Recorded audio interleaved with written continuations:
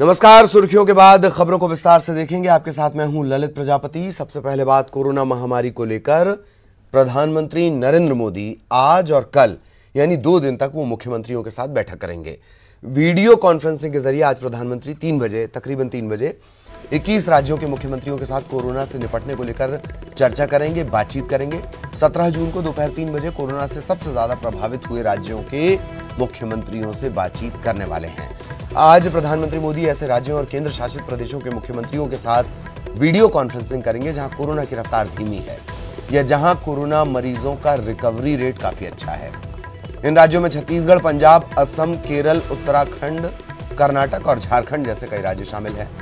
कल यानी 17 जून को प्रधानमंत्री नरेंद्र मोदी उन राज्यों के मुख्यमंत्रियों के साथ बैठक करेंगे जिन राज्यों में कोरोना वायरस के संक्रमण की रफ्तार काफी ज्यादा है। कल प्रधानमंत्री मोदी मध्य प्रदेश, महाराष्ट्र, तमिलनाडु, दिल्ली, गुजरात और राजस्थान समेत अन्य राज्यों के मुख्यमंत्रियों के साथ बात करेंगे।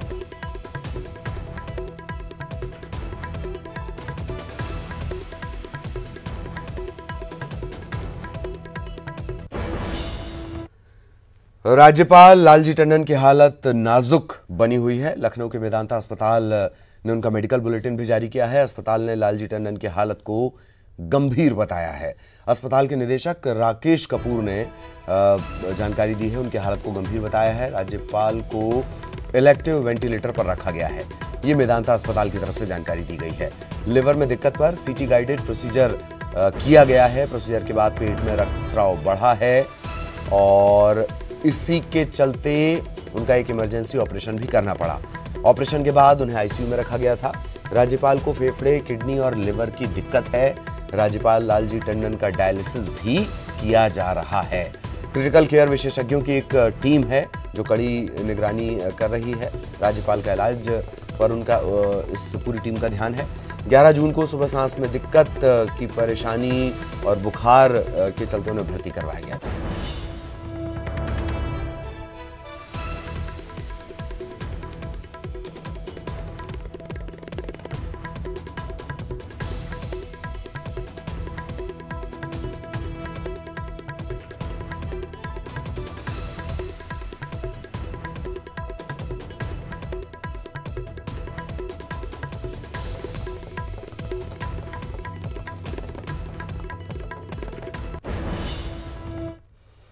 और इधर सीएम शिवराज सिंह चौहान ने भी राज्यपाल का हालचाल जाना है। सीएम ने राज्यपाल के परिजनों से फोन पर बातचीत की है। सीएम ने राज्यपाल के जल्द स्वस्थ होने की कामना भी की है। राज्यपाल लालजी टंडन, जैसे हमने अभी आपको जानकारी दी, लखनऊ के मेदांता अस्पताल में भर्ती हैं। उनकी हालत नाजुक बनी हुई है।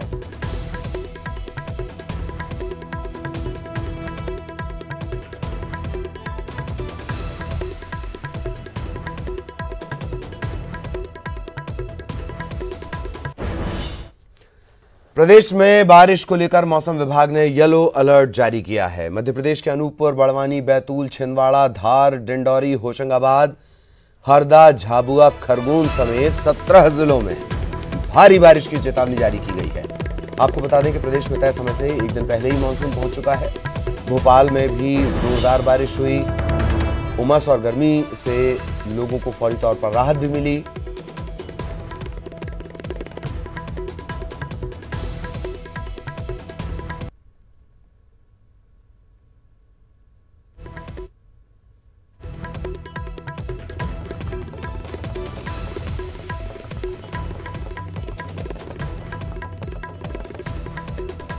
झमाझम बारिश का सिलसिला शुरू हो चुका है और कई जिलों के लिए, 17 जिलों के लिए येलो अलर्ट भी जारी कर दिया गया है। और क्या कुछ आज मौसम में देखने को मिल सकता है सियासी मौसम से इतर, इसके लिए सहयोगी पूजा इस वक्त हमारे साथ जुड़ी हुई हैं। पूजा, और क्या कुछ कहना है मौसम विभाग का, विस्तार से बताएं।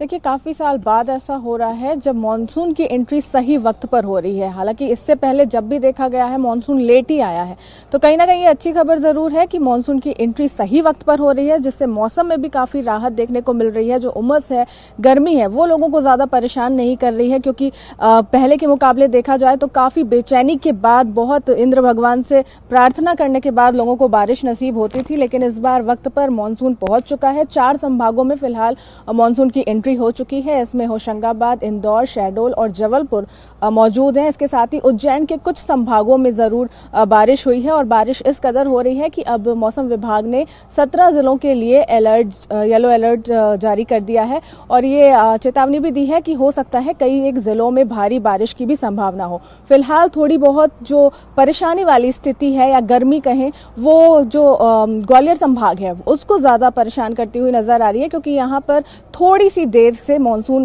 दस्तक देने वाला है। उम्मीद जताई जा रही है कि 19 से 20 जून के बीच में ये मानसून वहां पर दस्तक देगा, लेकिन उसके पहले एमपी के अधिकतर क्षेत्रों को कवर कर चुका है। तो कह सकते हैं कि जो ठंडी हवाएं चल रही हैं, जो उमस है, वो लोगों को परेशान नहीं कर रही है।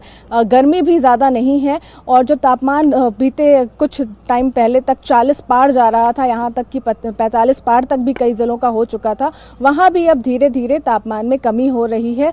और जो हर बार की चिंता रहती थी कि मानसून देर से आ रहा है, किसानों की फसलों को नुकसान हो रहा है, इस बार की स्थिति थोड़ी अंडर कंट्रोल है, क्योंकि सही समय पर मानसून आ रहा है। और वाटर लेवल की भी बात करते हैं तो इस बार गर्मी में लोगों को ज्यादा परेशानी का सामना नहीं करना पड़ेगा, क्योंकि पर्याप्त वाटर लेवल भी देखा जा रहा है। आए दिन ऐसी बीते साल तक हमने जब कवरेज की थी तो ये देखा गया था कि वाटर लेवल जो है वो सूखता जा रहा है, डेड एंड पे पहुंच चुका है, लोगों को काफी परेशानी की किल्लत हो रही है। लेकिन जब मौसम ने अपनी करवट बदली है, गर्मी से अब बारिश का सीजन आने वाला है, तो कहीं ना कहीं ये भी राहत देखी जा रही है कि जहां पर पानी की पहले से परेशानी चल रही है, उन जगहों को छोड़ दें अगर, तो पूरे शहर में पर्याप्त पानी है कि वाटर सप्लाई हो सके और लोगों को ज्यादा परेशान नहीं होना पड़ेगा, क्योंकि डैम्स भी भरे हुए हैं। मानसून की एंट्री के साथ जो कुछ लेवल घटा है वो भी उम्मीद की जा रही है कि पूरा समतल पर आ जाएगा और वो भी कहीं ना कहीं फुल होगा। तो कह सकते हैं कि हर एक जन को इससे राहत है,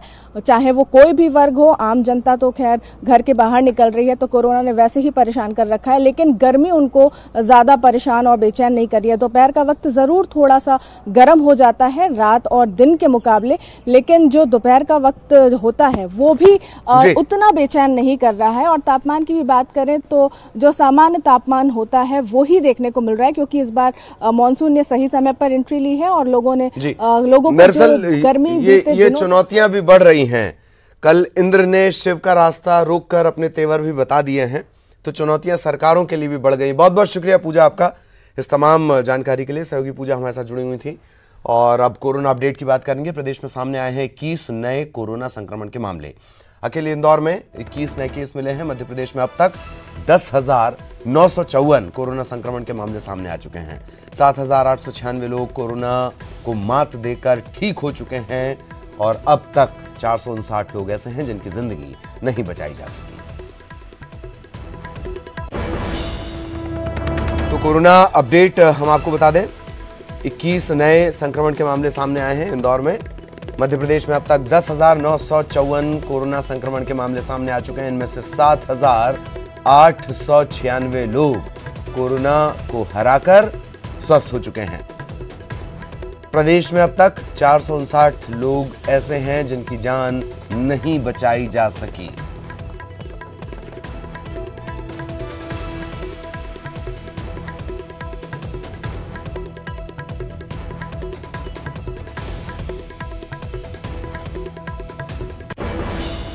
और अब बात जबलपुर की करेंगे। यहां 6 और कोरोना संक्रमित पाए गए हैं, कोविड-19 पॉजिटिव पाए गए हैं।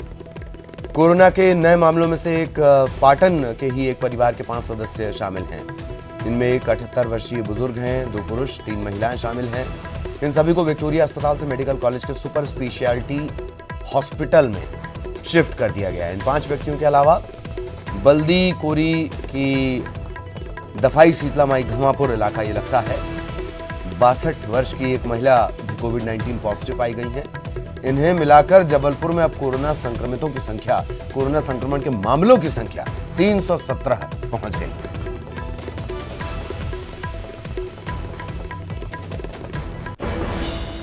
इंदौर में हालांकि बहुत तेजी से कोरोना संक्रमण के मामले कम हो रहे हैं। 24 घंटे की अगर बात कर ली जाए, 1236 सैंपल जिनकी जांच हुई, इसमें कोरोना के 21 नए मरीज सामने आए हैं। अब तक कुल संक्रमितों की संख्या, संक्रमण के मामले जो हैं वो 4090 तक पहुंच चुके हैं। इंदौर की हम बात कर रहे हैं। मरीजों की संख्या 2900 के पार, 2982 जो मरीज हैं वो स्वस्थ भी हुए हैं। 2982 ऐसे हैं जिन्होंने कोरोना को हरा दिया है। कुल संक्रमण के मामलों की अगर बात कर ली जाए, ये है 4090। तो 4090 संक्रमण के मामले, 2982 ऐसे जो स्वस्थ हो गए हैं। मेडिकल बुलेटिन में केवल 4 मरीजों की मौत की पुष्टि हुई है, जो ताज़ा मेडिकल बुलेटिन है। अब तक कोरोना से 178 मरीजों की जान जा चुकी है, जबकि 930 मरीज एक्टिव केसेस हैं, यानी इनका इलाज चल रहा है।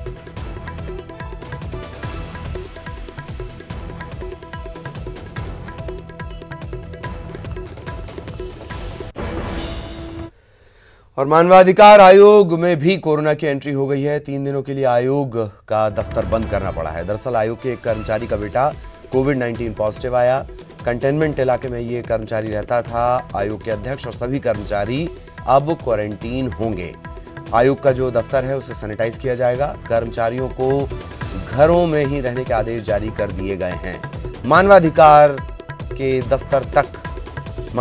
आयोग के दफ्तर तक कोरोना पहुंच गया। 3 दिनों के लिए आयोग का दफ्तर बंद किया गया है। आयोग कर्मचारी का बेटा कोविड-19 पॉजिटिव आया और उसके बाद एहतियातन ये काम किया जा रहा है, ये कार्रवाई की जा रही है।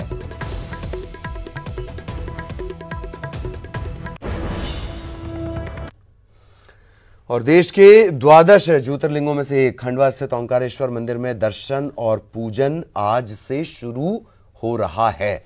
इसे लेकर खंडवा जिला प्रशासन और ओंकारेश्वर मंदिर ट्रस्ट ने सोमवार को एक ट्रायल रन किया। इसका मुख्य मकसद था दर्शन के दौरान भीड़ को काबू में रखना। मंदिर में आज से हेल्पलाइन नंबर, मोबाइल ऐप के माध्यम से दर्शन की व्यवस्था शुरू हो चुकी है। हर दिन तकरीबन 1000 भक्तों को दर्शन कराने की व्यवस्था की गई है। मंदिर में किसी भी तरह का चढ़ावे, सामग्री अर्पण, नर्मदा में स्नान, ये पूरी तरह से इस पर पाबंदी अभी लगी हुई है। जो मंदिर की प्रबंध समिति है उसने व्यापक तौर पर तैयारियां की हैं। उनके द्वारा ट्रायल रन लेके स्थानीय निवासियों की मदद से एक ट्रायल रन भी लिया जा रहा है, जिसमें कितने लोगों के 1 घंटे में दर्शन कराए जा सकते हैं उसके संबंध में भी उनके द्वारा लगातार टेस्ट रन या आप बोलेंगे उसको एक प्रैक्टिस की जा रही है, कि ताकि जब मंदिर खुले तो उनकी जो दर्शन की जो भीड़ है उसको नियंत्रित किया जा सके।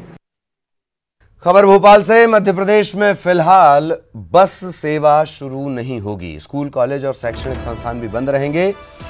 गृह विभाग ने अनलॉक 1 को लेकर दिशा निर्देश जारी कर दिए हैं। अंतर्राज्यीय बस सेवा 30 जून तक बंद रहेगी।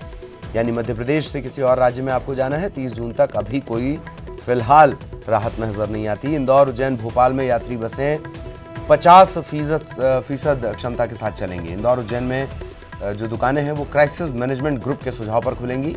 रात 9 बजे से सुबह 5 बजे तक आवागमन पर पूरी तरह प्रतिबंध पहले की तरह लागू रहेगा। रहेंगी, अन्य राज्यों का आवागमन नहीं रहेगा। राज्य के अंदर की बसों में इंदौर, उज्जैन और भोपाल को छोड़कर अब पूरी कैपेसिटी से बसें चलाई जा सकती हैं। इंदौर, उज्जैन और भोपाल में आधी बस भरी, मतलब 1 सीट और 1 खाली, जो क्रम है पूर्व निर्धारित गाइडलाइन है उसके हिसाब से ही चलेंगी। भोपाल नगर निगम क्षेत्र की दुकानें सप्ताह में 2 दिन और इंदौर और उज्जैन नगर निगम क्षेत्र में डिस्ट्रिक्ट कोऑर्डिनेशन जो क्राइसिस मैनेजमेंट ग्रुप है, अब कलेक्टरों को यह अधिकार दिया है कि उनसे बातचीत करके क्राइसिस मैनेजमेंट ग्रुप के साथ बैठ करके दुकानों की सामान्य स्थिति के बारे में अब वो निर्णय ले सकेंगे। स्कूल, कॉलेज और शैक्षणिक संस्थाएं 30 जून तक, अभी आगामी आदेश तक बंद रहेंगी। खबर भोपाल से। मध्य प्रदेश ने गेहूं खरीदी में ऑल टाइम रिकॉर्ड बनाया है। देश में अब तक सबसे ज्यादा गेहूं खरीदी मध्य प्रदेश में हुई है। मध्य प्रदेश में अब तक 1,29,28,000 मीट्रिक टन गेहूं खरीदा गया। 28,000 करोड़ का भुगतान किसानों को किया जा चुका है। गेहूं खरीदी में देश में इस बार एमपी अव्वल है। एक और रिकॉर्ड मध्य प्रदेश के नाम, सबसे ज्यादा गेहूं खरीदी का रिकॉर्ड एमपी ने बनाया है। ऑल टाइम रिकॉर्ड ये है, देश में अब तक की सबसे ज्यादा गेहूं की खरीदी मध्य प्रदेश में हुई है। अब तक खरीदा गया है 1,29,28,000 मीट्रिक टन गेहूं। 22,000 करोड़ का भुगतान भी बाकायदा किसानों को कर दिया गया है। गेहूं खरीदी में देश में इस बार अव्वल आया है एमपी। आज तक गेहूं की खरीदी 1,29,28,000 हो गई जी। आज तक के इतिहास में कभी भी हिंदुस्तान के अंदर किसी ने इतनी गेहूं की खरीद नहीं की। पंजाब का रिकॉर्ड तोड़ा है ऑल टाइम, और रिकॉर्ड मध्य प्रदेश ने गेहूं खरीदी के अंदर अभी तक के हिंदुस्तान का बना दिया है। 22,000 करोड़ का पेमेंट किसानों को, 14,58,000 किसानों, 88,000 किसानों को किया है। डिंडौरी जिला जेल प्रबंधन की लापरवाही के चलते एक कैदी के फरार होने का मामला सामने आया है। फरार कैदी का नाम असमंत बरमैया बताया जा रहा है। अपहरण और बलात्कार जैसे गंभीर मामलों में यह आरोपी था। जेल से कैदी के फरार होने के बाद जेल प्रबंधन में हड़कंप मचा हुआ है। जेल प्रबंधन की शिकायत पर कोतवाली पुलिस मामले की जांच में जुट गई है।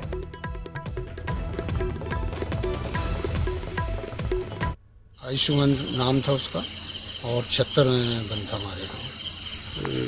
कैसे भागा वो, कैसे पता चला आपको? वो लाकअप लगाए शाम को, जब गिनती की है तो पता चला कि एक मुलजिम फरार है। उसके बाद क्या कार्रवाई की जा रही है? बस थाने अब कार्रवाई करने आए हुए हैं, रिपोर्ट करने। और यहां रुकेंगे एक ब्रेक के लिए। रुक कर रहे हैं जम्मू कश्मीर के शोपियां में मुठभेड़। सुरक्षा बलों ने 3 आतंकियों को ढेर कर दिया है। अब तक जो जानकारी मिली है उसके मुताबिक हिज्ब से जुड़े हुए ये 3 आतंकी हैं जिन्हें ढेर कर दिया गया है। 2 AK-47, 1 इंसास राइफल भी बरामद की गई है। सुरक्षा बलों का ऑपरेशन अभी भी जारी है। बड़ी खबर जम्मू कश्मीर के शोपियां से मिल रही है। जम्मू कश्मीर के शोपियां में मुठभेड़ में 3 आतंकी मार गिराए गए हैं। हिज्ब के ये 3 आतंकी हैं, इन्हें ढेर कर दिया गया और हथियार भी इनके पास से बरामद हुआ। अत्याधुनिक हथियार हैं ये। 2 AK-47 है, 1 इंसास राइफल है जो बरामद की गई है। अभी भी ये ऑपरेशन सुरक्षा बलों की तरफ से जारी है।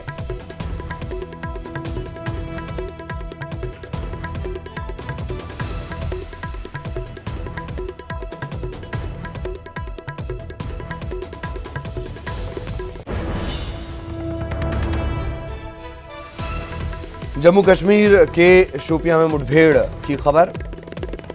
3 आतंकी ढेर कर दिए गए हैं और हथियार भी यहां से बरामद हुए हैं। 2 AK-47 है, 1 इंसास राइफल है। आसपास के इलाके को घेर लिया गया है। सुरक्षा बलों का ऑपरेशन अभी भी जारी है। जब ये ऑपरेशन एक बार पूरी तरह से खत्म होगा, इस तरीके की SOP है दरअसल, स्टैंडर्ड ऑपरेटिंग प्रोसीजर। एक बार ये पूरे ऑपरेशन खत्म होने के बाद स्थितियां और ज्यादा साफ हो पाएंगी। हिज्ब में किस स्तर के ये तीनों आतंकी थे, किस कैडर के ये आतंकी थे, किस इरादे से ये आए थे, ये तमाम बातें इसके बाद ही साफ हो पाएंगी। हथियार इनके पास से बरामद हुआ है। फिलहाल जो जानकारी मिल रही है उसके मुताबिक अत्याधुनिक ये हथियार हैं। 2 AK-47 और 1 इंसास राइफल बरामद हुई है। अभी भी ये ऑपरेशन चल रहा है और एक बार ऑपरेशन खत्म होने के बाद ही ये साफ हो पाएगा। बहुत सारे जो सवाल हैं वो उनका जवाब मिल पाएगा। जम्मू कश्मीर के शोपियां से ये बड़ी खबर। कोरोना महामारी को लेकर प्रधानमंत्री नरेंद्र मोदी आज और कल 2 दिन तक मुख्यमंत्रियों के साथ बैठक करने वाले हैं। वीडियो कॉन्फ्रेंसिंग के जरिए आज प्रधानमंत्री 3 बजे 21 राज्यों के मुख्यमंत्रियों के साथ कोरोना से निपटने को लेकर चर्चा करेंगे। 17 जून यानी कल दोपहर 3 बजे कोरोना से सबसे ज्यादा प्रभावित हुए राज्यों के मुख्यमंत्रियों से वे संवाद करेंगे। आज प्रधानमंत्री मोदी ऐसे राज्यों और केंद्र शासित प्रदेशों के मुख्यमंत्रियों के साथ वीडियो कॉन्फ्रेंसिंग करने वाले हैं जहां कोरोना की रफ्तार या तो धीमी रही या काबू में रही, या जहां कोरोना मरीजों का जो रिकवरी रेट है वो काफी अच्छा है। इन राज्यों में शामिल हैं छत्तीसगढ़, पंजाब, असम, केरल, उत्तराखंड, कर्नाटक और झारखंड। कई और राज्य भी हैं, इनसे आज चर्चा होनी है। कल यानी 17 जून प्रधानमंत्री मोदी उन राज्यों के मुख्यमंत्रियों के साथ बैठक करेंगे जिनमें कोरोना वायरस संक्रमण की रफ्तार काफी ज्यादा है। इसमें शामिल है मध्य प्रदेश, महाराष्ट्र, तमिलनाडु, दिल्ली, गुजरात और राजस्थान। कई और अन्य राज्य भी हैं, उनके मुख्यमंत्रियों के साथ भी बातचीत की जाएगी।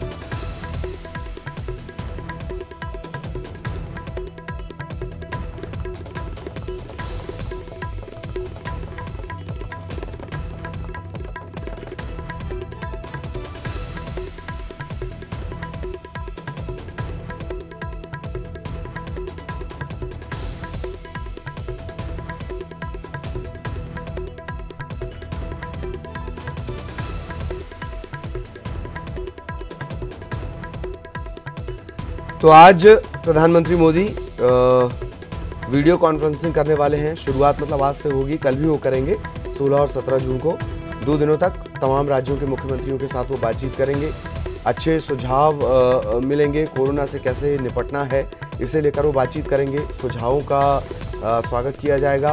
किसी तरह की मदद चाहिए उसे लेकर भी इसमें चर्चा होगी। केंद्र राज्य संबंध को और बेहतर बनाने की कड़ी में और एक दूसरे के एक्सपीरियंस से सीखने के लिहाज से भी आज उन मुख्यमंत्रियों से चर्चा करनी है जहां कोरोना की रफ्तार धीमी है या कोरोना का संक्रमण बहुत कम है या काबू में इस तरीके से उसे रखा गया है कोरोना संक्रमण की रफ्तार को कि मरीजों को कोविड-19 पॉजिटिवों की संख्या बढ़ी नहीं है या कम या धीमी रफ्तार से बढ़ रही है।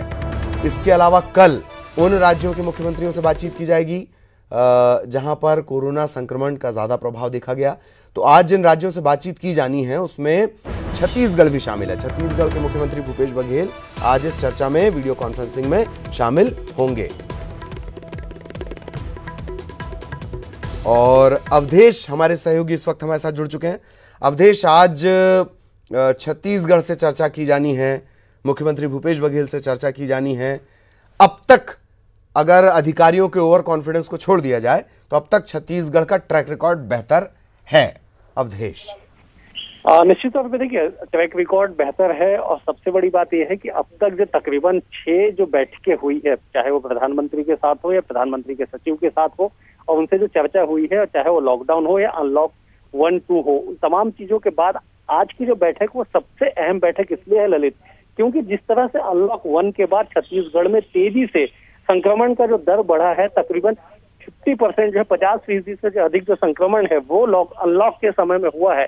ये चिंताजनक विषय है कि आखिरकार अब इस स्थिति से आगे निपटने के लिए क्या तैयारियां की जाएगी, प्रधानमंत्री की तरफ से क्या कुछ कहा जाएगा, मुख्यमंत्री की तरफ से क्या कुछ सुझाव दिया जाएगा, क्योंकि पिछली बैठकों में प्रधानमंत्री ने तय किया था कि राज्य अपने हिसाब से निर्णय लेके उसे किस तरह से धरातल पे चीजों को मॉनिटरिंग करते हुए दिशा निर्देश देने हैं। तो राज्य सरकार ने अपनी ओर से कई सारे निर्णय लिए, लेकिन तमाम निर्णयों के बाद जो नतीजा ये निकला कि स्थिति और बिगड़ते चलेगी, संक्रमण का दायरा था वो अधिक बढ़ते चले गए। तो इन संक्रमण को कैसे रोका जाएगा एक बड़ी चुनौती है।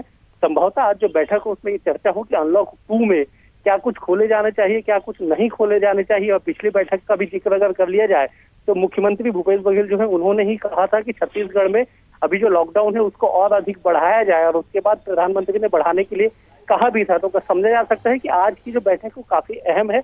आज की बैठक के बाद ही आगे की रणनीति यथास्थिति तय हो पाएगी कि संक्रमण के इस भीषण प्रकोप से कैसे छत्तीसगढ़ उभरेगा और कैसे लोगों के मन में फिर से सरकार के प्रति विश्वास जागेगा। जी शुक्रिया अवधेश आपका इस तमाम जानकारी के लिए। और छत्तीसगढ़ से एक और बड़ा अपडेट, कोरोना अपडेट आपको दे दें। छत्तीसगढ़ में कोरोना के चलते एक और मौत हो गई है। रायपुर एम्स में भर्ती मरीज की मौत हुई है। धमतरी जिले का ये मृतक रहने वाला था। किडनी की बीमारी से भी हालांकि ये ग्रस्त था। तो प्रदेश में अब कोरोना संक्रमितों का जो मौत का आंकड़ा है वो बढ़कर 9 पहुंच चुका है। अगर 24 घंटों की बात की जाए तो 53 नए मरीज यहां मिले हैं। 116 मरीज ऐसे हैं जो स्वस्थ होकर घर लौट चुके हैं। कुल मरीजों की संख्या बढ़कर हो जाती है 1715। ये संक्रमण के मामले हैं, कुल संक्रमण के मामले 1715। इनमें से एक्टिव मरीजों की संख्या है 875। 831 ऐसे भी हैं जिन्होंने अब तक कोरोना को मात दी है।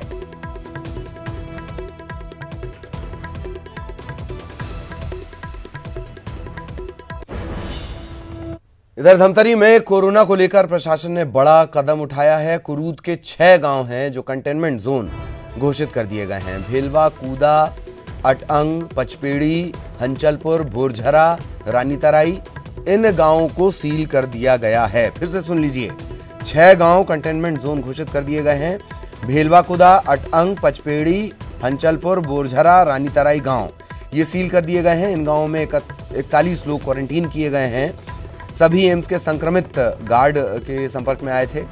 और बालोद में एरागुड़ा गांव भी सील कर दिया गया है। डॉक्टर के कोरोना पॉजिटिव पाए जाने के बाद ये फैसला लिया गया। सेंटर 9 अस्पताल भिलाई का जो डॉक्टर है, डॉक्टर एरागुड़ा गांव में अपने घर गया हुआ था और तब यह माना जा रहा है कि ये सबके संपर्क में आया होगा।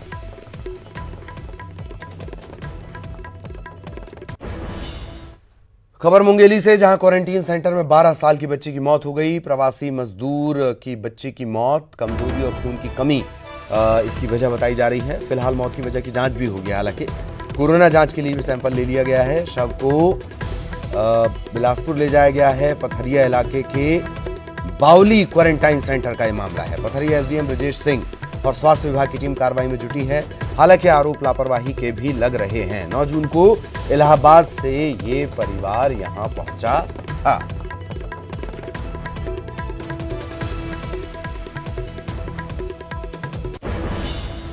धमतरी में खाद्य विभाग की बड़ी कार्रवाई। 2 राइस मिल पर छापे की कार्रवाई की गई है। राइस मिल से 1000 क्विंटल चावल जब्त किया गया है। 600 क्विंटल धान भी जब्त किया गया है। कस्टम मिलिंग में लापरवाही का ये पूरा मामला है। स्टॉक में गड़बड़ी के चलते ये कार्रवाई की गई। धमतरी में खाद्य विभाग ने बड़ी कार्रवाई की है। 2 राइस मिल पर छापे की कार्रवाई की गई। राइस मिल से 1000 क्विंटल चावल जब्त किया गया है। 600 क्विंटल धान भी जब्त हुआ है। कस्टम मिलिंग में लापरवाही का यह मामला है। स्टॉक में गड़बड़ी पाई गई।